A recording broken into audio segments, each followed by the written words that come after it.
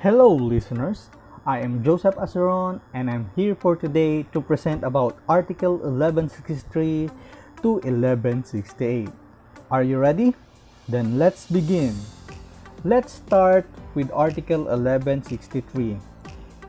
In Article 1163, it says that every person is obliged to give something, is also obliged to take care of it with the proper diligence of a good father of a family, unless the law or the stipulation of the parties requires another standard of care.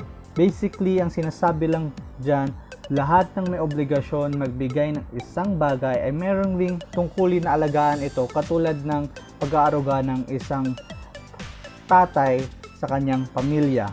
Maliban na lang kung ang batas o ang napagkasundo ng magkabilang panig ay nangangailangan ng ibang antas ng pangangalaga. So, meaning of specific or determinate thing. A thing is said to be specific or determinate when it's particularly designated or physically segregated from all others of the same class. Ang mga halimbawa niyan is the watch I am wearing, my dog named Cute, the house at the corner of RTU, the Toyota car with the plate number ILU 143, the money I gave you. Basically, ang sinasabi dyan is yung mismong bagay na yon. Wala na siyang kapalit or alternative. Depende pa yon sa kay creditor. While meaning of generic or indeterminate thing naman is a thing is generic or indeterminate when it refers only to a class or genus to which it pertains and cannot be pointed out with particularity. Examples niyan, a G-Shock calendar watch, a police dog, the house at the street of RTU, a 2006 model Japanese car, the sum of 10,000 pesos. So basically, ang sinasabi naman dyan is yung class or general siya. Halimbawa, the sum of 10,000 pesos. Anong sum ng 10,000 pesos ang tinutukoy dyan? A police dog. Anong uri ng aso yung tinutukoy dyan? O sino yun? Kasi marami ng police dog dyan. Or even the 2006 model Japanese car. Anong klaseng 2006 model Japanese car yung tinutukoy niya dyan? So, paano ba natin madidistinguish yung specific thing and generic thing? Number one is a determinate thing is identified by its individuality. The debtor cannot substitute it with another, although the latter is of the same kind and quality without the consent of creditors. So, bawal mag-substitute ang debtor unless may consent ni creditor, lalo na kung specific thing o mismong bagay na yun yung hinihingi ni creditor. Next is a generic thing is identified only by its species. The debtor can give anything of the same class as long as it's of the same kind. So dito naman sa generic thing, basta hindi humingi si creditor ng specific na bagay o isang klase lang, pwede niyang ibigay yun. Bawa, gusto ko ng damit. So kahit anong damit or brand ng damit as long as damit yun na nasusuot. So example dito, if this obligation is to deliver to C a G-Shock calendar watch, D can deliver any watch as long as it's in G-Shock with calendar. But if this obligation is to deliver to C a particular watch, the one D is wearing, D cannot substitute it with another watch without C's consent, nor can C require D to deliver another watch without D's consent, although it may be the same kind of value. So basically, like I said earlier, kung generic thing lang, G-Shock with calendar lang, kahit anong G-Shock pwede niya. Pero kung sinabi ni C na gusto ko ganitong watch gaya ng sinusuot ko pero G-Shock, then specific thing yung gusto niya. So, anong duties ng debtor and obligation to give a determinate thing? Number 1, to preserve or take care of the thing. Number 2, to deliver the fruits of the thing. Ibig sabihin niyan yung kasama ng bagay na gusto na nang dinideliver niya. Yung fruits, mamaya matatakal pa natin yung for further. Number 3, to deliver the accessions and accessories. Let's say bumili ka ng cellphone, siyempre may kasamang charger yon, which is accessory niya. Number 4, to deliver the thing itself. And number 5, to answer for damages in case of non-fulfillment or breach. Simply, pananagutan ni debtor kung hindi niya na-fulfill yung agreement nila or nasira yung gamit na pinapadala or bagay na yun. Next is duties of debtor and obligation to deliver a generic thing. Number 1, to deliver a thing which is the quality intended by the parties taking into consideration and purpose of the obligation and other circumstances. Basically, kailangan man-deliver ni debtor yung bagay na yun which is intended kung anong quality ng generic thing na hinihingi ni creditor. Number 2 is to be liable for damages in case of fraud, negligence, or delay in the performance of his obligation or contravention of the tenor thereof. So basically, like kanina, kailangan obligasyon niya kung anong mangyari doon sa gamit na yon, kung na-fraud ba, negligence, or na-delay. Obligasyon ni debtor yon.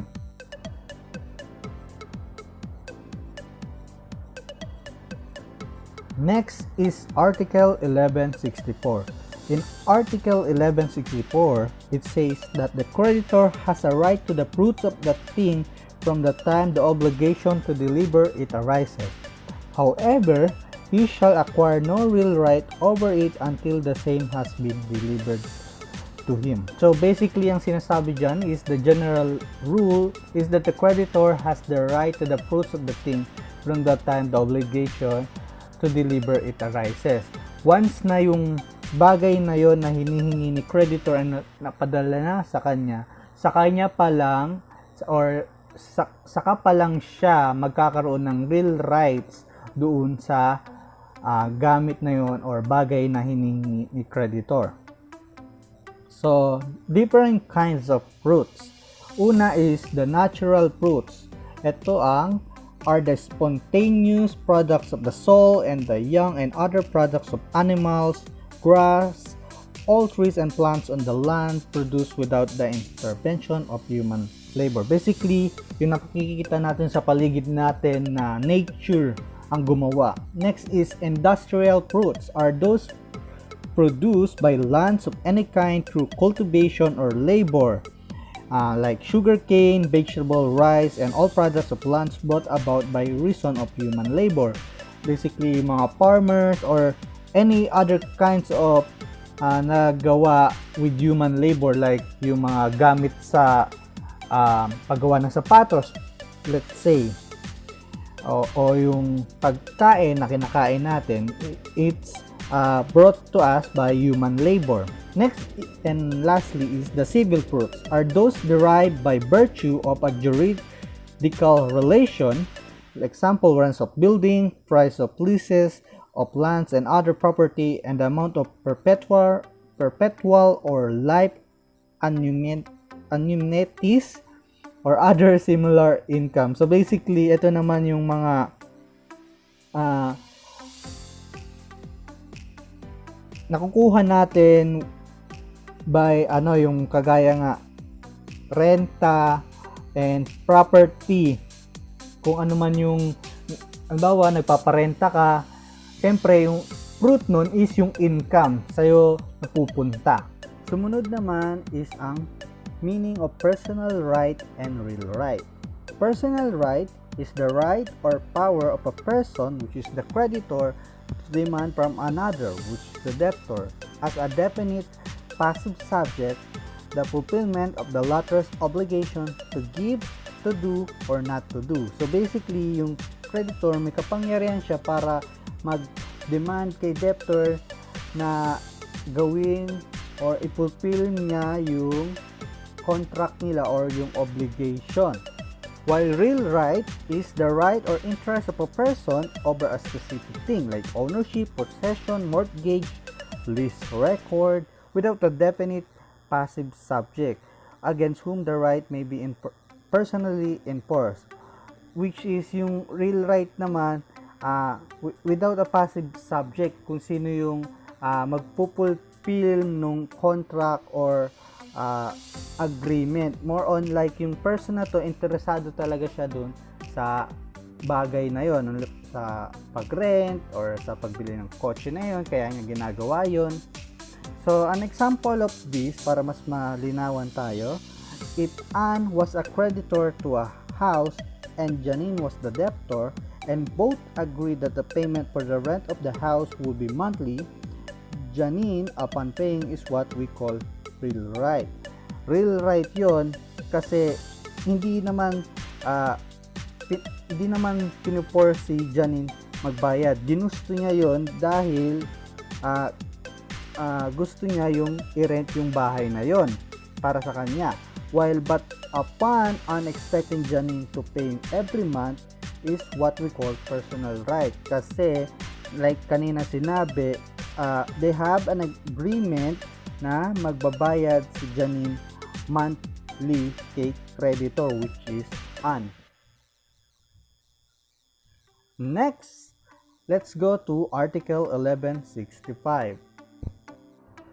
So in Article 1165 naman, when what is to be delivered is a determinate thing, the creditor, in addition to the right granted him by Article 1170, may compel the debtor to make the delivery.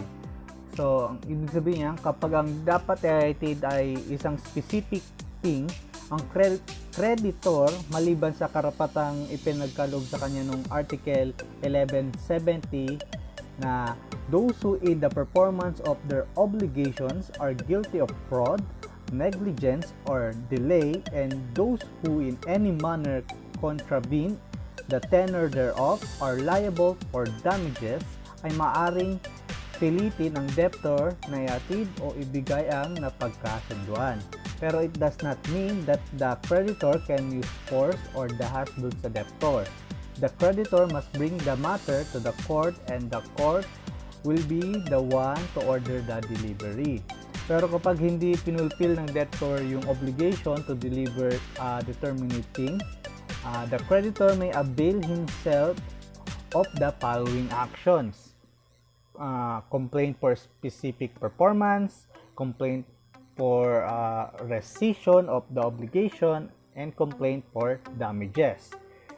Sumunod naman na paragraph, if the thing is indeterminate or generic, he may ask that the obligation be complied with the expense of the debtor. Ibig sabihin naman nito is, kapag ang dapat ay hindi naman specific na bagay, maaari nitong pilitin ang debtor na tupadin ang napagsunduan nila at bayaran pati yung mga nagastos na expense like yung travel expense or yung food expense and so on.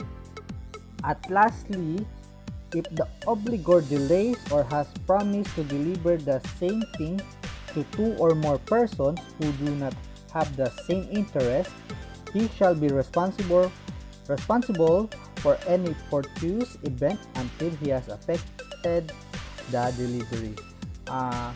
Ibig sabihin nito, kapag ang taong may obligasyon ay naantala o nangako sa ihatid ang mga parehong bagay sa dalawa o higit pang katao na magkaiba ang hangad, ay siya ay may pananagutan na sa hindi inasahang pangyayari na kagagawa ng tao, kalikasan, hanggang sa matupad nito yung mga o maibigay yung mga napagsunduan niya.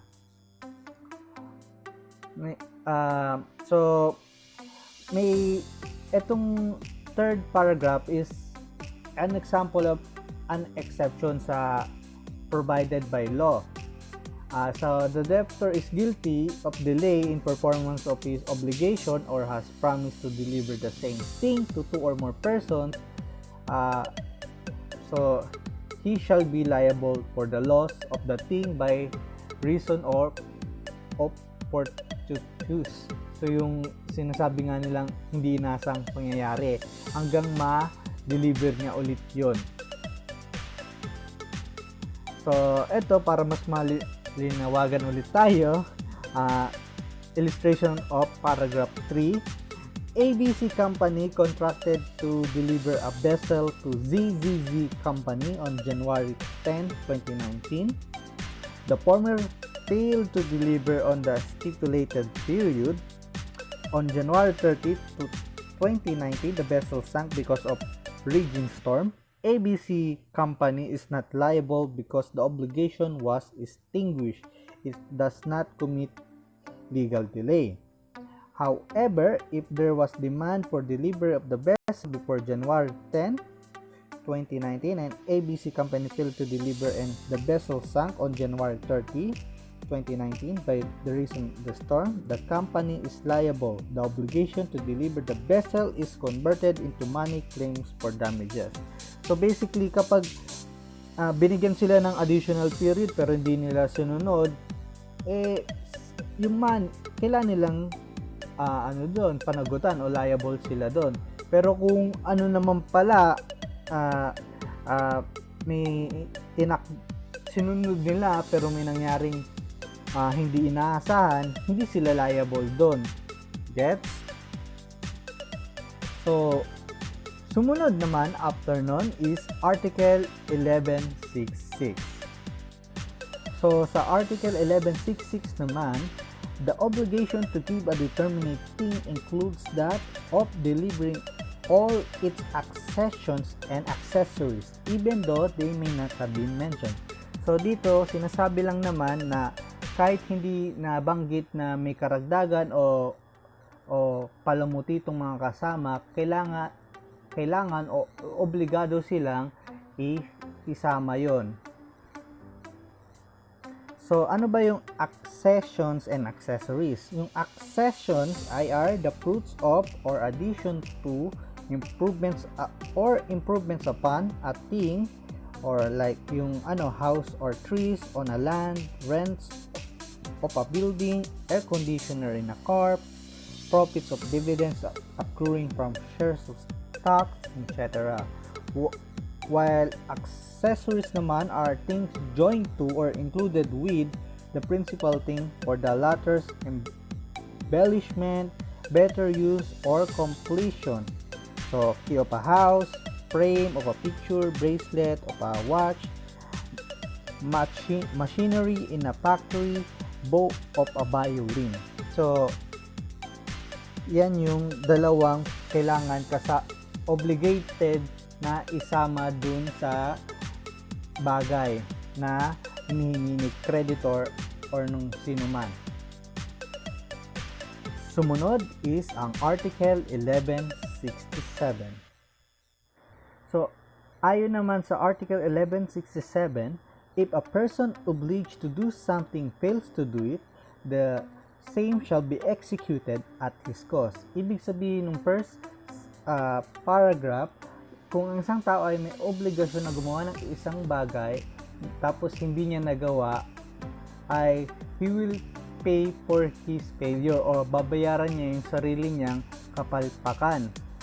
So, second paragraph naman, these same rules shall be observed if he does it in contravention of the tenor of the obligation. Furthermore, it may be decreed that what has been poorly done be undone. So, sa second paragraph naman, sinasabi lang dito na kahit nagawa niya, let's say kahit nagawa niya yung obligation na yon, but contravention to the agreement, so, kailangan niyang i-undone yun. Kumbaga, babayaran niya pa rin yun. Or, kailangan, let's say, hindi nagustuhan yung pinapagawa sa kanya, kailangan ibalik niya sa dati yun, or else, babayaran niya yung mga fees nun. So, it contemplates three situations. Number 1, the debtor fails to perform an obligation to do. Or number 2, the debtor performs an obligation to do but contrary to the terms of thereof. And number 3, the debtor performs an obligation to do but in a poor manner. Remedies of creditor in positive personal obligation. Number 1, if the debtor fails to comply with his obligation to do, the creditor has the right A. to have the obligation performed by himself or by another unless personal considerations are involved at the debtor's expense. So yung debtors yung sasagot, kahit yung creditor na yung gagawa, basta yung debtor yung sasagot. and B, to recover damages, which is again in Article 1117. Number 2 na pwede niyang remedies ng creditor is in case of the obligation is done in contravention of the terms of the same or is poorly done, it may be ordered by the court that it be undone if it's still possible to undo what was done. So kung pwede pa i-undone yung nagawa ni debtor, ipapautos ng korte if pwede pa, or else yun nga, the debtor have to pay the damages or the expenses para ma-recover yung ginawa niyang kapalpakan. And lastly, Article 1168. So sa Article 1168, when the obligation consists in not doing and the obligor does what has been forbidden him, it shall also be undone at his expense. So ibig sabihin lang naman dito, kung may ginawa siyang hindi naman pinagagawa tapos ginawa niya, kailangan niya ibalik sa dati yon sa sarili niyang bulsa, sa sarili niyang expense. So pananagutan niya yung ginawa niyang hindi naman dapat pinagagawa. Ang example naman nito ay Christia bought a land from Brian. It is stipulated in the contract that Brian will not build a fence on a certain portion of his land adjoining that sold to Christia. If Brian construct a fence in violation of the agreement, Christia can bring an action to have the fence removed at the expense of Brian. So, ayan, if nagtayo si Brian ng fence kahit nasa kontrata naman na hindi pinapatayo o pinagbabawal na magtayo si Brian ng fence doon, kailangan niyang bayaran yun at his expense para paalisin yun, or else matuterminate siya doon dahil nga hindi kasama yun sa agreement nila sa kontrata. Well, that's all for me. Thank you everyone for listening. I hope may natutunan kayo. Thank you for your time.